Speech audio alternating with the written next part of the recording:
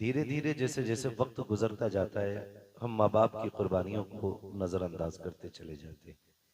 और जब हम कमजोर होते हैं ना, तो हमारे माँ बाप हमें उंगली पकड़ के चलना सिखाते हैं। हम एक बात को अगर कह नहीं पाते हैं, तो माँ बाप एक बार को रिपीट करके करते करते करते करते उस वक्त तक बच्चे से उस बात को रिपीट करते हैं जब तक वो बात कह ना ले। अगर हम बात करें कि अगर माँ बाप बच्चे को कलमा याद कराते हैं, तो एक बार नहीं, दो बार नहीं, सैकड़ों मर्तबा बच्चे को कलमा बताया जाता है, सुनाया जाता है, तब जाके बच्चे की जबान पे कलमा जारी होता है। इसी तरह से बाकी बहुत सारे ऐसे उमूर हैं जिनमें माँ बाप कई बार कोशिश करते हैं। मैं नौजवानों सिर्फ इतना कहना चाहूंगा कि हमारी जबान अगर एक बार काम नहीं करती है तो माँ बाप 100 बार दोहरा लेते हैं, लेकिन बुढ़ापे में जब माँ बाप के कान काम करना छोड़ जाते हैं, तो एक बाप के सामने बेटा किसी बात को 3 मर्तबा दोहराने के लिए तैयार नहीं होता। वो अल्लामा रूमी रहमतुल्लाहि तआला अलैह ने एक वाक़या तहरीर फरमाया कि एक शख्स की दीवार पे कौवा आके बैठ गया। वो बूढ़ा हो गया था, उसने अपने बच्चे को आवाज दी, बेटे जरा बात सुन। बेटा आ गया, उसने कहा अब्बा क्या बात है? उसने कहा बेटा ये दीवार पे क्या बैठा है? ये दीवार पे क्या बैठा है? तो उसने कहा अब्बा दिख नहीं रहा तुम्हें? कहा अगर दिखता तो तुझसे पूछता क्यों? तो उसने कहा अब्बा ये कौवा है। उसने कहा बेटे मैं ऊंचा सुन रहा हूं, थोड़ा और जोर से बोलो। उसने फिर कहा अब्बा ये कौवा है। उसने फिर तीसरी मर्तबा कहा बेटे और ऊंचा बोलो, मैं सुन नहीं पाया। बेटा बिगड़ गया, कहने लगा जब तुम्हें सुनाई नहीं देता तो शौक क्यों है बार बार पूछने का? बाप की आंख में आंसू आ गए। अल्लामा रूमी लिखते हैं कि उसने रो के कहा था बेटे जब तू छोटा था ना और एक कौवा इसी दीवार पे बैठा था, तूने 40 मर्तबा मुझसे तोतली जबान में पूछा था अब्बा ये क्या है? मैंने 40 मर्तबा तुझे कहा था ये कौवा है, और कहा बेटे आज तुझे मेरी आवाज से नफरत हो गई है। कल जब तू तोतली जबान में मुझसे कहता था ना अब्बा ये क्या है, हर बार मैं तेरा मत्था चूम के कहता था बेटे ये कौवा है। हर बार तेरी पेशानी को तुझे ये लग रहा है कि तेरे बाप के कान ऊंचा सुनने लगे हैं? कहा मेरे लख्ते जिगर नूर नजर बात सुन। कहा सुन, जब तू एक बात को बार बार कहता था तो हर बार मुझे ये खुशी होती थी मेरा बेटा बोलने लग गया है, मेरा बेटा बोलने लग गया है। नौजवानों में कहना ये चाहता हूँ, हमारी विलादत पे हमारे बाप को कितनी खुशी होती है, हमारी पैदाइश पे कितनी खुशी होती है। हमारी विलादत हुई, बाप ने मीठा तकसीम कराया, लड्डू बनाए गए, पूरे मुआशरे में तकसीम किए गए, मेरा बेटा पैदा हुआ है, मेरे घर के अंदर शहजादा आया है। आपसे मैं इतना कहना चाहता हूँ, अगर बाप को इतनी खुशी होती है तो फिर बेटे बाप की मैयत की दुआएं क्यों मांग रहे हैं? अगर बेटा बीमार हो जाता है तो बाप कहता फिरता है साहब दुआ करना अल्लाह बेटे को जिंदगी दे दे, बेटा लंबी उम्र पा जाए। अगर बेटा बीमार हो जाता है बाप रोता फिरता है मेरे बेटे की लंबी उम्र की दुआएं की जाएं। मगर अफसोस की बात है अगर बाप बीमार होता है तो बेटा कहता फिरता है मौलाना दुआ कीजिएगा ताकि बाप की मिट्टी अल्लाह को प्यारी हो जाए। अब अच्छे नहीं लगते हैं, अब परेशानी ज्यादा है, अब देखा नहीं जाता है। ये किस्मत की खराबी है जब बाप की मौत मांग रहे हो। अल्लाह तौफीक दे तो बाप की जिंदगी मांगा करो, लंबी उम्र मांगा करो। तुम नहीं जानते हो, अगर तुम्हें यह लगता है इसकी खांसी से घर का माहौल बिगड़ रहा है, इसकी आवाज से घर का माहौल बिगड़ रहा है, तो गलत सोचते हो। खुदा की कसम अगर ये बीमार बिस्तर पे पड़ा है, इसके हाथ उठते हैं खुदा की रहमतें बरस जाया करती हैं, इसकी जबान चलती है खुदा की तरफ से बरकतें आ जाती हैं। इसके लिए मौत ना मांगा करो, अगर मांग सकते हो इसके लिए जिंदगी की खैरात मांगा करो, जिंदगी की भीख मांगा करो। भूल गए हैं हम लोग, हमें शायद ये रिश्ते याद नहीं है।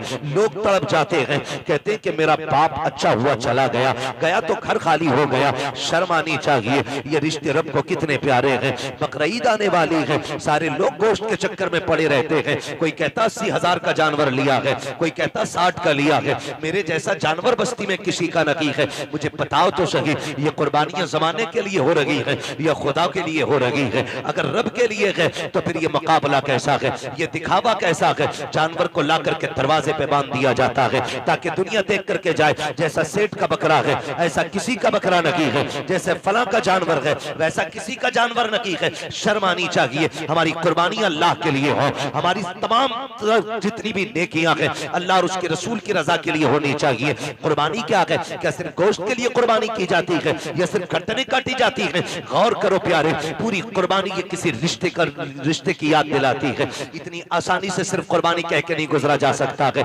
आप देखो तो सही तारीख का ये बाप पलटो, लोग हज करने के लिए जाते हैं, सफा मरवा की सही ये माँ बाप की और औलाद के रिश्ते की याद दहानी है। आप देखें जमजम आप पिएंगे तब भी तुम्हें माँ और बेटे का रिश्ता दिखाई देगा। आप जाएंगे जब शैतान को कंकर मारेंगे वहां भी तुम्हें बाप बेटे का रिश्ता दिखाई देगा। जब गर्दन पे छुरी चलाते हो जानवर की, गौर से देखना वहां भी बेटे का बाप का रिश्ता नजर आएगा।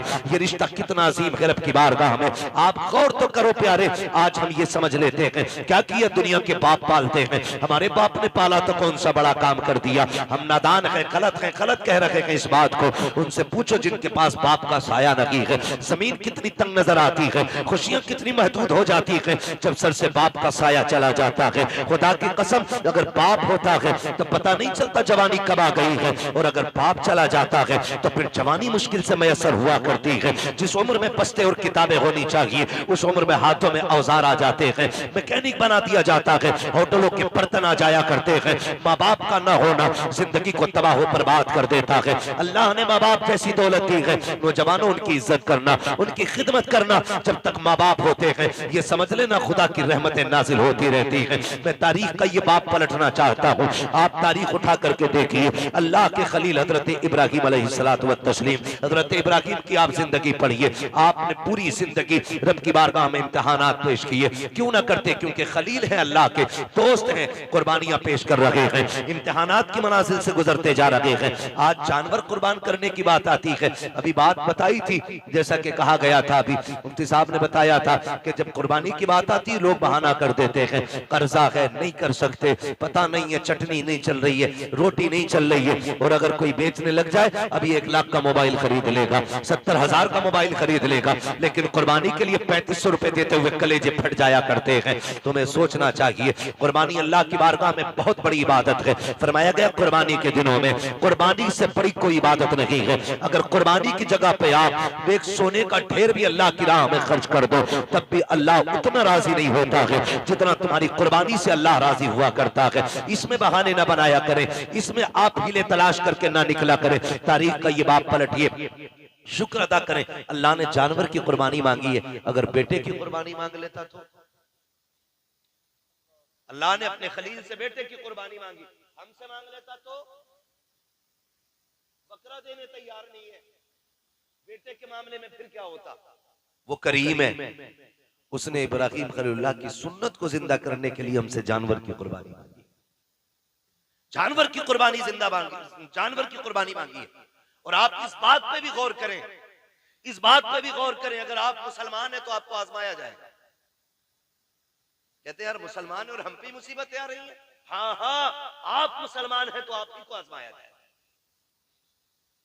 वो कहा था किसी ने शहादत गए उल्फत में कदम रखना, लोग आसान समझते हैं मुसलमान होना। जब आपने कहा है ना ला इलाहा इल्लल्लाह तो फिर अब इम्तिहान से भी गुजरना पड़ेगा, आपको इम्तिहान देना पड़ेगा। और आप ही नहीं, सबने इम्तिहान आती है। मेरे नबी फरमाते सबसे ज्यादा मुझे आजमाया गया है, सबसे बड़े बड़े इम्तिहानात मेरे रहे, मेरे महबूब के सबसे बड़े इम्तिहानात रहे। लेकिन हुजूर ने इम्तिहानों में क्या किया? तारीख गवाह है, किसी ने पत्थर मारे मेरे हुजूर ने बदले में पत्थर नहीं मारा, किसी ने सितम किए तो हुजूर ने बद्दुआ नहीं की। मक्के से निकाले गए लेकिन हुजूर ने कभी बद्दुआ के लिए हाथ नहीं उठाए, यहां तक कि ताइफ में पत्थर लगे हुजूर के हाथ उठ गए। हाल क्या था? जूतियां खून से भरी हैं, बदन कपड़े खून से शराबोर है, चेहरे से खून बह रहा है, लेकिन हाथ उठे तो यही कहा था मालिक इन्हें अजाब न देना, इन्हें बख्श दे, मालिक इन्हीं की नस्ल से दीन के अलंबरदार पैदा फरमा दे। ये हमारे हौसले हैं, ये हमारे मामलात हैं। जरा से इम्तिहानात आ जाएं, लोग को कलेजे फट जाते हैं। हम मुसलमान हैं, हम पे ये सितम हो रहा है, हम मुसलमान हैं, हम सताए जा रहे हैं, कहाँ है अल्लाह की मदद नहीं आती, कब आएगी अल्लाह की मदद। ओ भाई, इम्तिहान की घड़ियां हैं, इनको जरा संभल के पार करना है। जो इम्तिहान में पार हो जाता है, इम्तिहान पास कर जाता है, समझ लेना दुनिया भी कामयाब है, आखिरत भी कामयाब है। कैसे कैसे आजमाया जाता है, यही अल्लाह के खलील हैं।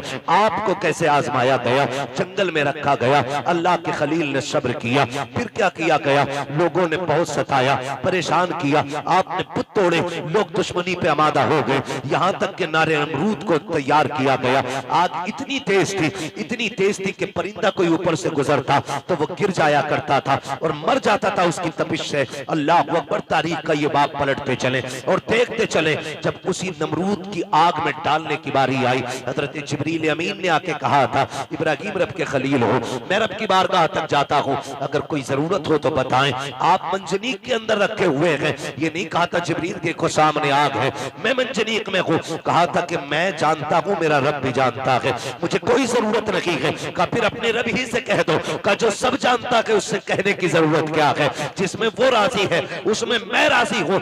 ये कह के आप राजी हो गए। जब नारे नमरूद में डाला गया, अल्लाह ने आग को ठंडा होने का हुक्म दिया, आग ठंडी और सलामती वाली हुई। आप नारे नमरूद में रखे, बाहर तशरीफ लेकर के आए। उसके बाद फिर आप हजरत सारा के साथ अपना वतन छोड़ देते हैं। बहुत लंबा वाकया है, बादशाह ने पकड़ा। फिर उसके बाद बदले में आपको हजरत हाजरा भी तोहफे में पेश की गई। हजरत हाजरा से आपने निकाह किया। जब कोई औलाद न थी, अल्लाह ने हजरत हाजरा से एक बेटा अता फरमाया। जब एक बेटा पैदा हुआ, आपकी मोहब्बत ज्यादा हो गई, फरिश्ते बातें करने लगे, मालिक ये तेरा खलील है, तेरा दोस्त है, लेकिन अपने बेटे से बहुत ज्यादा प्यार करता है। रब ने फरमाया, इब्राहिम का जी रब जलील का बेटे को अपने आप से दूर कर दो। कहा क्या करना है मालिक? कहा ऐसी वादी में छोड़ के आओ जहां पे कोई आबादी ना हो। हजरत इब्राहिम खलीलुल्लाह ने बेटे को लिया, आज वहां लेकर के आए जहां आज काबा मौजूद है। उस जमीन पे बीवी बच्चे को लेकर के आए। तारीख का ये बाप बड़े सुनहरे अल्फाज में लिखा हुआ है, बहुत गौर से सुनना प्यारे, और जाकर के बहन बेटियों को भी ये बाप सुनाना।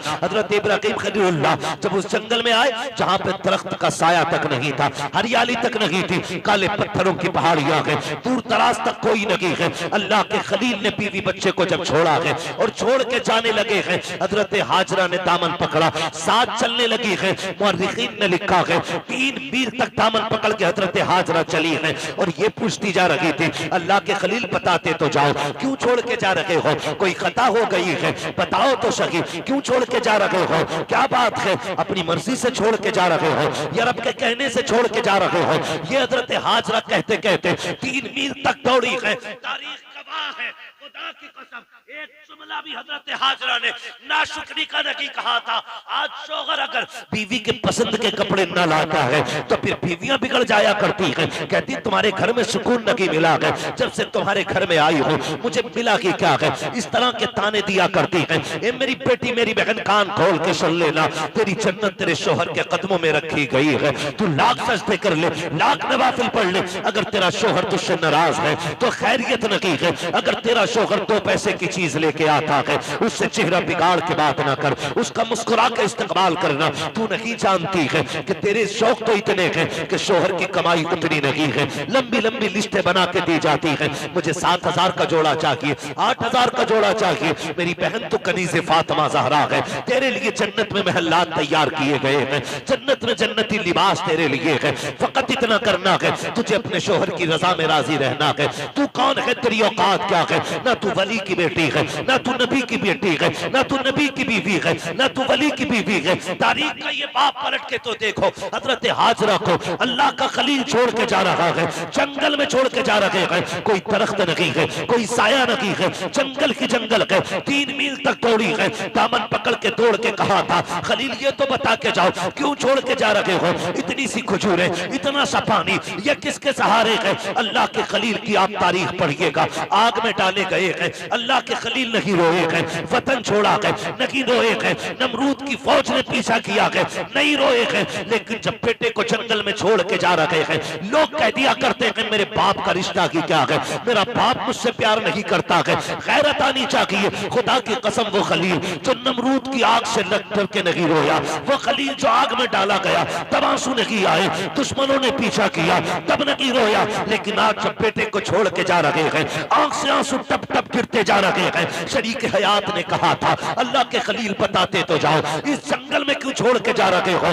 अच्छा ये बताओ अपनी मर्जी से छोड़ रहे हो या रब ने हुक्म दिया है? इतना सुनना था। अल्लाह के खलील ने कहा था हाजरा प्यारी सौजा बता तो सके, अगर रब ने किसी को ऐसा बेटा दिया हो और वो भी कोई शुरू उम्र का ना हो, 70 साल की उम्र में मिला हो, और यूं ही नहीं जिसको दुआओं में मांगा हो, सजदों में रो के मांगा हो, तब जाके इस्माइल सा बेटा मिला हो, क्या ऐसे बेटे को कोई जंगल में छोड़ जाएगा? अपनी मर्जी से छोड़ के जाएगा? कहा हाजरा ये अपनी मर्जी से छोड़ के नहीं जा रहा हूं, बल्कि अपने रब के कहने से छोड़ के जा रहा हूं। हजरत हाजरा ने इतना सुना, तवक्कुल अल्लाह देखिए, अल्लाह पे भरोसा देखिए, इतना सुनना था, दामन छोड़ा, मुस्कुरा के कहती है खलील पे ठहरो, ये पानी भी ले जाओ, खजूरें भी ले जाओ। कहा क्या करोगी? कहा जिस रब की मर्जी से छोड़ के जा रहे हो वही रब खाना भी दे देगा, पानी भी दे देगा। इसे तवक्कुल अल्लाह कहते हैं। क्या बात है। नारे तकबीर, नारे रिसालत, मसलके आला हजरत खतीब अहले सुन्नत मुफ्ती हम्माद रजा मुरादाबादी, नारे तकबीर। ये रिश्ता होता है माँ बाप का, इसे समझने की कोशिश करें।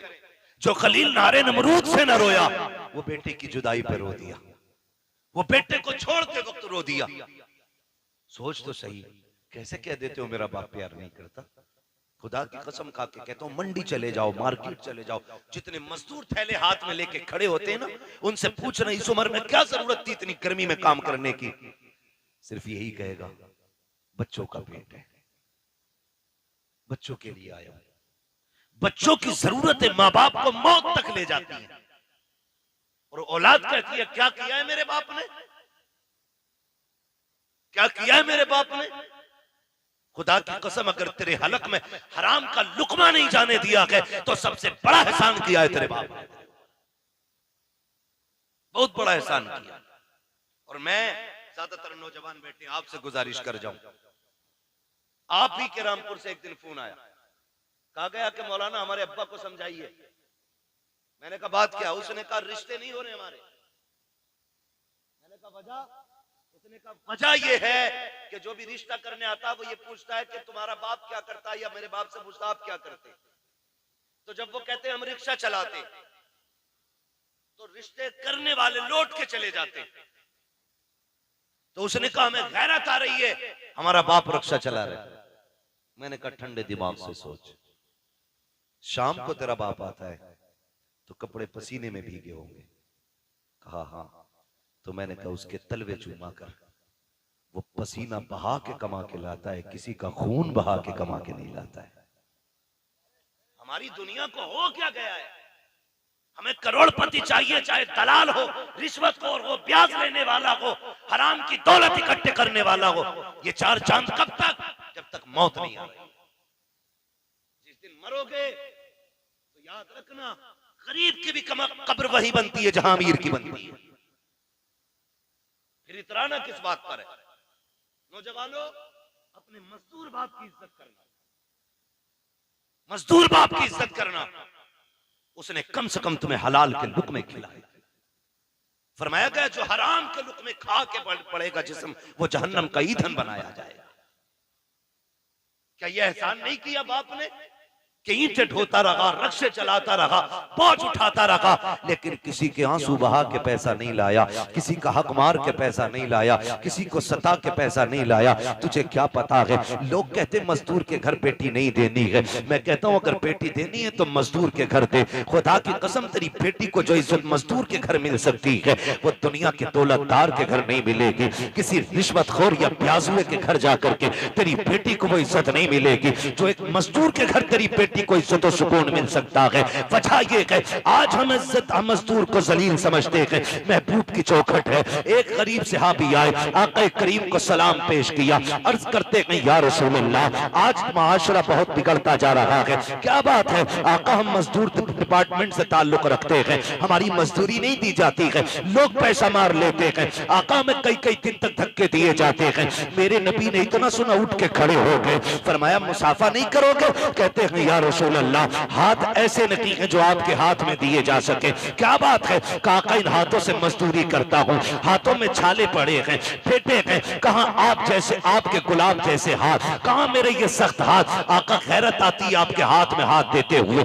मेरे नबी ने उसके हाथ देखे, फरमाया ला तेरे हाथों को बोसा दे दो। इतना सुनना था, मजदूर की आंख में आंसू आ जाते हैं। या रसूल अल्लाह, आप बोसे की बात करते हैं, यहाँ मजदूर को बगल में बैठा के कोई पानी नहीं पिलाता है, यहाँ साथ बैठा करके कोई एक प्लेट में खाना नहीं खिलाता है। आका आप हैं कि चूमने की बात कर रहे हैं। मेरे नबी ने इतना सुना, फरमाते हैं खाली सिर्फ निजाम नहीं बनाना है, बल्कि जमाने को मजदूर की इज्जत भी बतानी है। आका करीम ने जब मजदूर के हाथ को बोसा दिया, तड़प गया आका, इतनी इज्जत, फरमाया सिर्फ इज्जत नहीं, एक कानून भी बता रहा हूं, जाओ जमाने से कह देना कि मजदूर की मजदूरी पसीना सूखने से पहले दे दो। कहा ये इज्जत किसने दी है? तो बता देना ये इज्जत मदीने वाले मुस्तफा ने अता की।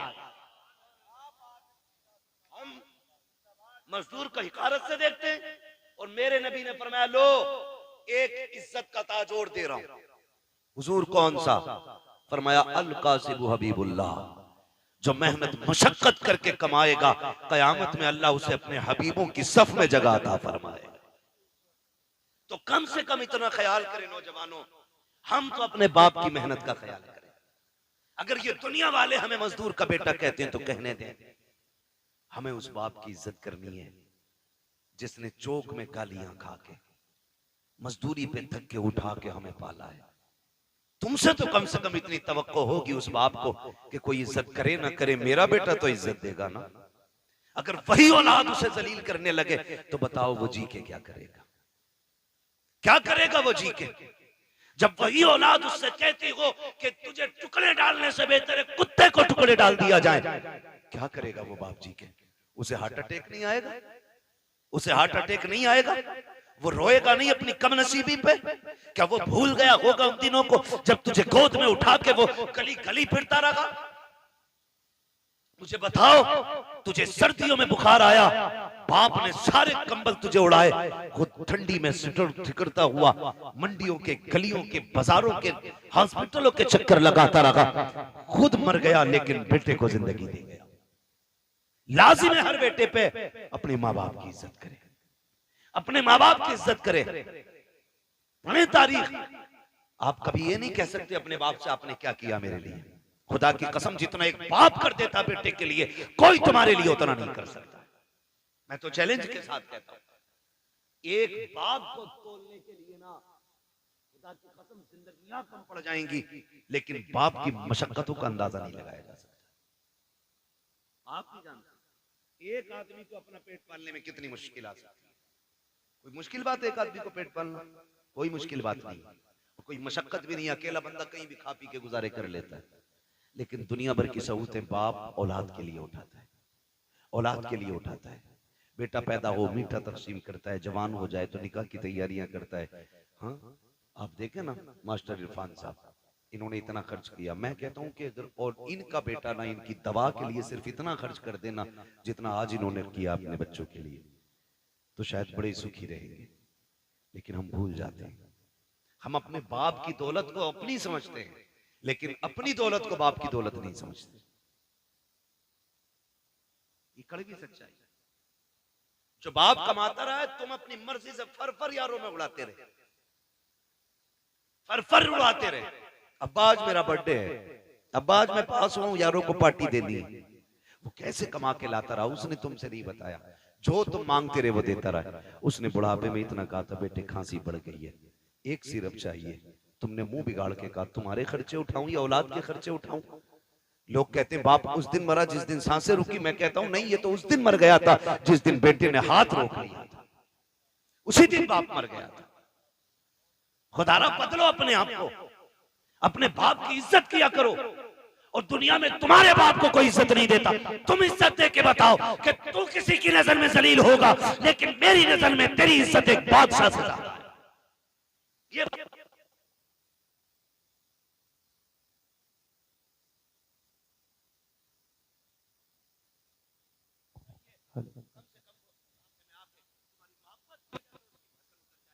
कोशिश किया। अक्सर नौजवान मेरे सामने बैठे, अल्लाह करे हर नौजवान अपने बाप की इज्जत करने लग जाए, बाप की इज्जत करने लग जाए। हम तो ये सोचते हैं ना, ये सोचते हैं ना जो भी कमाया वो हमारा है, हमारे बाप का कुछ नहीं है। नहीं, ख्याल करो यार, ख्याल करो। एक बाप की जिंदगी अपनी औलाद के लिए पूरी सर्व कर देता है बाप। मैं अर्ज कर रहा था, अल्लाह का खलील बेटे को छोड़ते वक्त, बेटे को छोड़ते वक्त, बेटे को छोड़ते वक्त अल्लाह के खलील रो दिए, रो दिए। तारीख का ये बाप भी पलटे। तवज्जो है? थके तो नहीं है? अगर नहीं थके तो बोले जरा या रसूल अल्लाह। हमारे अलीम भाई बता रहे थे कि ये बड़े सुस्त लोग बैठे, और नकीब साहब भी फरमा रहे थे हल्के में मत लेना। अल्लाह सलामत रखे। मैं आपसे ये भी नहीं कहूंगा कि आप हाथ उठा के सुभान अल्लाह को या उठ के सुभान अल्लाह को। मैं कहता हूं जो मैं बात कह रहा हूं इसे दिल पे लिख के ले जाना। अगर आज के बाद एक बाप को भी इज्जत मिल गई ना, तो मैं समझूंगा हम सबका यहाँ आना कामयाब हो गया, आपका बुलाना कामयाब हो गया। बस यही कोशिश रहती है। मेरी तकरीर तबे यार को बेचैन करती है, सबब के आगे वही कहता हूं जो दिल पर गुजरती है। मुझे बहुत दूर से बुलाया है, मैं बजाहिर तो मुरादाबाद का हूं, और लेकिन पूछा मुफ्ती साहब क़िबला से, अपने भी घर आना पड़ता तो जहाज से ही आना पड़ता, बिना फ्लाइट के अपना घर भी मैसर नहीं होता है। अल्लाह ने ये ड्यूटी लगा रखी है, जब तक वो चाहेगा ये नौकरी अंजाम देते रहेंगे। मगर आपसे इतनी गुजारिश है, इतनी मेहनत से हमारे इरफान भाई ने ये महफिल सजाई है, ये कोशिशें की हैं, आपके बैठने का इंतजाम किया है, सिर्फ इसलिए किया था कि हमारी बस्ती वालों तक दीन की कुछ बातें पहुंच जाए, दीन की कुछ बातें पहुंच जाएं। अल्लाह करे आज के बाद किसी बाप को इज्जत मिल जाए, कोई मां मुस्कुराने लग जाए, खुदा की कसम फिर समझ लेना इनका ये जो सारी कोशिशें करना है अल्लाह की बारगाह में मकबूल हो गया। अल्लाह के खलील तो छोड़ के आ गए, हजरत हाजरा ने बेटे को लिया, पलट के उसी जगह पे आई जहां छोड़ के गए थे। पहली शाम आई, जब शाम आई तो दरिंदे जानवर बाहर निकल के पहाड़ियों से आए, बाहर निकल के आए पहाड़ियों से और चीखने लगे। जब बोलने लगे, हजरत हाजरा की गोद में हजरत इस्माइल है। आपने ना एक खारदार लकड़ी तोड़ी दरख्त से, किसी पेड़ की कोई शाख तोड़ी और उसको आसमान में घुमाया। फिर आपने जानवरों को मुखातब करके कहा, खबरदार शर्म नहीं आती है? देख नहीं रहे हो किस पे भौंक रहे हो? मैं एक नबी की माँ हूं, एक नबी की बीवी हूं। मेरी गोद में जो लाल है कोई आम बेटा नहीं, मेरी गोद में रब का इस्माइल लेटा हुआ है, रब का इस्माइल लेटा हुआ है। का खबरदार भौंकने की जरूरत ना करना, हम पे भौंकने का मतलब है नबी की इज्जत पे भौंकना। इतना कहा, सारे जानवर पलट के चले गए, सारे चले गए। फिर वो पानी, वो खजूरें, वो सत्तू, वो क्या सब कुछ जो भी दिया था, कब तक चलना, सारे ही खत्म हो गए। जो भी ज्यादा जो भी खाने पीने का सामान था खत्म हो गया। लेकिन माँ माँ होती है। फिर वो वक्त भी आया कि माँ के सीने का दूध भी खुश्क हो गया। फिर जब बेटे ने सूखी जबान होठों पे फेरी तो माँ से देखा ना गया। तारीख गवाह है, हज करने के लिए जाओ, हुक्म होता है सफा मरवा की सही करो। मालिक ये क्या है? कहा यहाँ मेरी हाजरा दौड़ी थी। फिर क्या करना है? कहा जब तक दौड़ेगा नहीं तेरा हज पूरा नहीं होना है, तुझे दौड़ना जरूरी है। मालिक क्यों दौड़ाया गया? कहा जब जब यहाँ आके तुम दौड़ोगे ना तो तुम्हें माँ और बेटे की मोहब्बत का एहसास हो जाएगा। एक माँ ने बेटे की मोहब्बत में कितने चक्कर लगाए हैं, 7 चक्कर लगाए। माँ तो माँ होती है। बेटे को लेटाया जमीन पे, आपने एक पत्थर इधर से रखा, एक इधर से रखा, एक पत्थर ऊपर से रखा, 3 पत्थरों से बेटे का थोड़ा सा धूप का साया किया। उसके बाद दौड़ लगाई है पानी की तलाश में। आप दौड़ करके पहाड़ के सिरे पे चढ़ी है, चारों तरफ देखा, पानी नजर नहीं आया। फिर ख्याल आया मेरे बेटे को कोई जानवर न ले जाए। फिर पलट के वापस आई है, फिर बेटे की खुशकी देखी है, फिर दौड़ लगाई है। बाज मार्रिखीन ने यहाँ तक लिखा है कि 7वें चक्कर पे हजरत हाजरा गिर जाती है। अल्लाह अकबर, जब गिरी है इधर हजरत इस्माइल ने एड़ियां रगड़ी है। जब एड़ियां रगड़ी, रब ने फरमाया जिब्रील जी रब्बे जलील जल्दी कर दौड़ के जाकर के मेरे इस्माइल की एड़ियों की जगह से चश्मा जारी कर दे। तारीख गवाह है, हजरत हाजरा ने खुद को संभाला और दौड़ करके आई। क्या देखती है, जहां बेटे के पैर लग रहे थे वहां से पानी का चश्मा जारी हो गया है, चश्मा जारी हो गया है। आज दुआ के लिए तुम मियाओं के चक्कर लगाते हो, खानकाहों में डूब जाते हो। जिससे दुआ लेनी थी तुमने उससे दुआ नहीं ली। अगर तकदीर बिगड़ रही है, बरकत नहीं हो रही है, जाके माँ से दुआ ले ले। खुदा की कसम, जिसकी कहीं नहीं सुनी जाती है उसकी माँ की चौखट को सुन ली जाती है। नारे तकबीर, नारे रिसालत, मसलके आला हजरत मुफ्ती हम्माद रजा मुरादाबादी सवी अख्तर रामपुरी। नारे तकबीर। मुफ्ती साहब फरमा रहे हैं भाई ये लोग सुन रहे हैं, तो मैं तो ये समझता हूं कि अगर दिल हुजूर से लग जाए तो फिर महफिलों से लोग उठा नहीं करते। वाह वाह वाह, बहुत। हाँ, और अगर महफिल में दिल लगने लग जाए तो समझें कि हुजूर की नजर करम हो गई है, हुजूर की नजर करम हो गई है। हुजूर आपकी तरफ नजर करम फरमा चुके हैं। बस मैं आपसे इतनी गुजारिश करूंगा, फरमाया गया या अय्युहल्लज़ीना आमनू उदखुलू फिस्सिल्मी काफ़ा, ए ईमान वालों पूरे पूरे इस्लाम में दाखिल हो जाओ, पूरे पूरे दाखिल हो जाओ। अल्लाह तौफीक दे। कुर्बानी आ रही है तो सारे लोग कोशिश करें, कुर्बानी करें। जिन पर वाजिब है करेंगे इंशाअल्लाह, जिन पर वाजिब है करेंगे इंशाअल्लाह। उम्मीद है जितने नौजवान बैठे हैं, जो भी साहिब निसाब होंगे इंशाअल्लाह वो कुर्बानी जरूर करेंगे। हाँ, अल्लाह ताला हमें अपनी सच्ची मोहब्बत अता फरमाए। और थोड़ा सा ख्याल करें, एक पैगाम आखिर में चलते चलते मैं ये भी दे दूं मेरे भाई, कोशिश ये करनी है, कुर्बानी अक्सर और बेशतर हम लोगों के यहाँ होती है। होता क्या है कि हम अक्सर उनके घर गोश्त भेजते हैं जिनके घर से हमारे घर गोश्त आता है ना।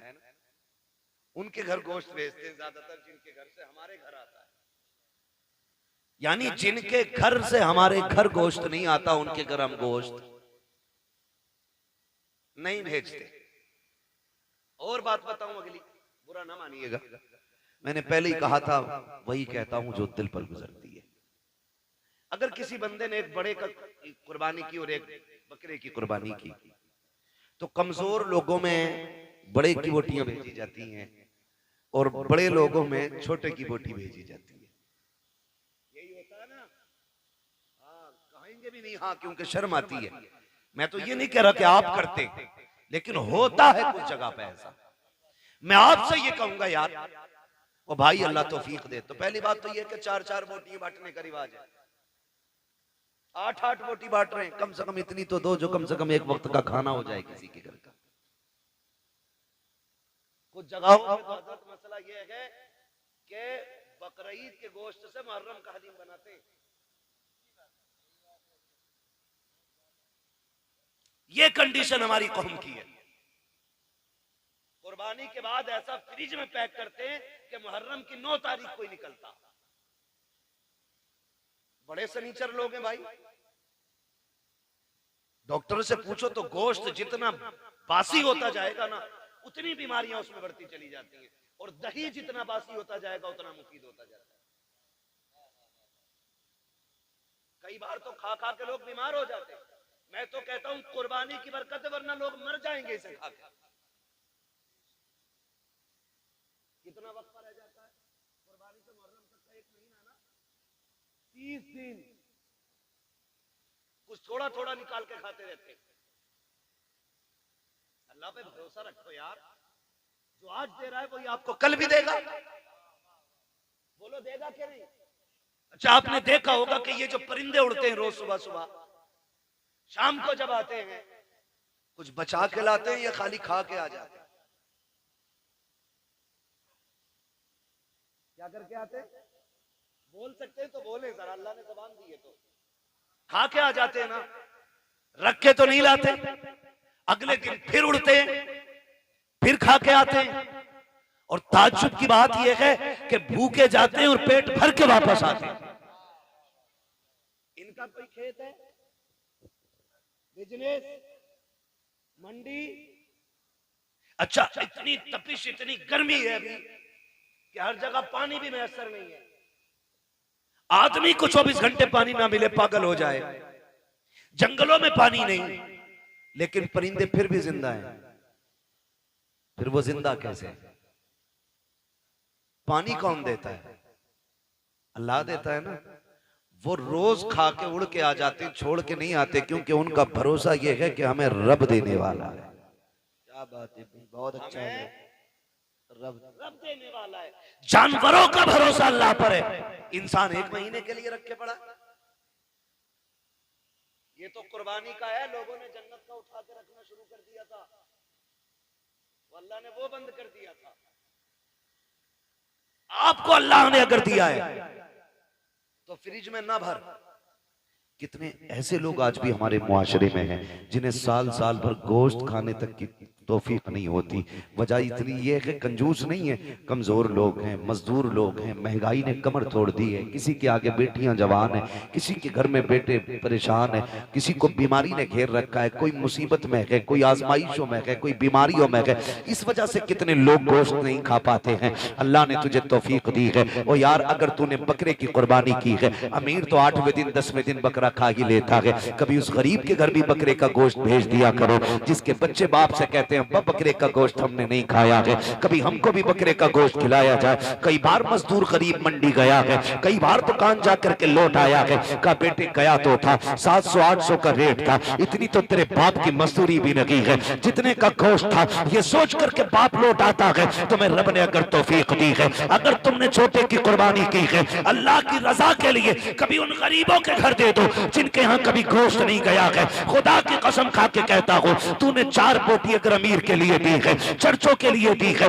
ताल्लुकात के लिए दी है, सिर्फ वाफा के लिए दी है, तो ये 4 दिन के लिए है, खत्म हो जाएगा। अगर तूने वही बोटियां किसी गरीब की दिलजोई के लिए दी है, खुदा की कसम मर के कयामत में आना, अल्लाह तुझे इज्जतों के ताज अता फरमा। भाई वाह वाह वाह, जिंदाबाद जिंदाबाद, बहुत खूब हज़रत। गोश्त उन्हें दे जिनके यहाँ हुआ ही ना हो। कई बार ऐसा होता है जिनके घर कुर्बानी हुई है, 2 क्विंटल में से 50 किलो इसके घर रखा, और मोहल्ले वालों ने भी एक तसला भेज दिया। और कितने गरीब ऐसे होते हैं कि बकरा ईद के घर दिन भी उनके घर में दाल बनती है। इसे ईद कहते हो? तेरी बस्ती के अंदर अगर एक बंदा भी ईद के दिन चटनी से खाएगा तो तुझे गैरत से मर जाना चाहिए। अल्लाह तौफीक दे तो ये गरीबों में तकसीम करेगा। आपके घर के होते हुए किसी घर में दाल या चटनी नहीं। आज ये रब की दावत का दिन है, रब की दावत का दिन है। हर घर में गोश्त की खुशबू आनी चाहिए, हर घर में तकसीम करें। और याद रखिए, जो अल्लाह के लिए करता है फिर अल्लाह कभी उसको गिरने नहीं देता है, गिरने नहीं देता है। और वो लोग बेवकूफ हैं जो उठा के रखते हैं। जब बर्तन खाली होता तभी नया भरा जाता है, जब पहले से भरा होता तो फिर उसमें जगह ही नहीं होती, वो भरेगा कहां? आप खाली करते रहो, मेरा रब तुम्हारे बर्तनों को भरता रहेगा। जो खर्च करना नहीं जानते उन्हें कमाइयों का भी तरीका नहीं आता है। कमाई का भी तरीका उन्हीं को आता है जो खर्च करना जानते हैं। आप अपनी कमाई में गरीबों का हिस्सा रखें। कुर्बानी आ रही है, सारे लोग कुर्बानी करें। अल्लाह तौफीक दे, अपने बच्चों को दीन की तालीम दे। जिस तरह हमारे इरफान भाई ने अपने बेटों के अकीक़े की खुशी में, बेटियों की खुशी में माशाल्लाह खुश नसीब है। फरमाया गया अल्लाह जिसे 3 बेटियां दे और वो पाल पोस के उन्हें इज्जत से रुखसत कर ले, हुजूर ने फरमाया वो बंदा जन्नती होता है, वो बंदा जन्नती होता है। और फिर अल्लाह ने 3 बेटियां दी हैं, मुज्दा मुकम्मल है। यहाँ तक कि 2 बेटियों के लिए भी खुशखबरी है, 1 बेटी वाले के लिए भी खुशखबरी है। लेकिन सबसे पहले 3 का तज़किरा आया था। अल्लाह ने 3 बेटियां दी हैं, 1 बेटा दिया है। अल्लाह आपको भी बेटी बेटा देना। तो मैं तो ये कहता हूँ कि बेटी पे भी उतनी खुशी किया करो जितने बेटे की पैदाइश पे खुशी करते हो। इसलिए कि याद रखना, कभी कभी बेटे वो काम नहीं करते जो बेटियां काम कर जाया करती हैं। और बेटियों की मोहब्बत बाप से हमेशा जुदा होती है। बेटी के प्यार को बेटों का प्यार नहीं लगा करता है। आप भी जानते होंगे, आपसे जितनी मोहब्बत आपकी बेटी करती है उतना आपका बेटा नहीं करता होगा। इसलिए कि बेटियां तड़प जाती हैं बाप के बगैर, पूरी जिंदगी वो सिर्फ बाप के चेहरे की मोहताज रहती हैं। और फिर अल्लाह ने बेटी की मोहब्बत भी बाप के दिल में कैसी डाली है। मेरे नबी ने खातून जन्नत को सीने से लगा के कहा था, मेरी फातिमा मेरे जिगर का टुकड़ा है। जिस दिन मेरे नबी ने कहा मेरी फातिमा मेरे जिगर का टुकड़ा है, उस दिन से आप जाकर के मंडी में देखो, सफेद बालों वाला रक्षा चला रहा होगा, कमर झुकी है लेकिन मजदूरी कर रहा होगा। क्या बात है चाचा, क्यों मजदूरी कर रहे हो? कहा बेटी को रुखसत करना है। ये बाप तो कत्ल कर देता था, ये बाप तो दफन कर देता था इस बेटी को। आज इस बेटे बाप के दिल में बेटी का प्यार कितना आ गया है। खुदा की कसम बुढ़ापे में मजदूरी कर रहा है ताकि बेटी को इज्जत से रुखसत कर सके। और जब घर आता है ना तो सारी थकन बेटी का चेहरा देख के उतर जाया करती है। ये प्यार अल्लाह ने बेटियों का दिल में जिंदा रखा है, ये कायम किया है। जब बेटी शुरू में पैदा होती है तो बाप को बोझ लगती है, जैसे जैसे दिन बढ़ते जाते हैं वैसी वैसी बेटी की मोहब्बत के दिल में चिराग रोशन होते चले जाते हैं। फिर यही बेटी जब रुखसत होती है तो बाप किसी की मैयत पे इतना नहीं रोता जितना बेटी की रुखसती पर रोया करता है। ये प्यार किसने पैदा किया है? ये रब ने पैदा किया है। अल्लाह बेटा दे तब भी खुशी मनाओ, बेटी दे तब भी खुशी मनाओ, इसलिए कि बेटा नेमत होता है, बेटियां खुदा की रहमत हुआ करती है। नेमत का हिसाब दोगे, रहमत का हिसाब नहीं होगा।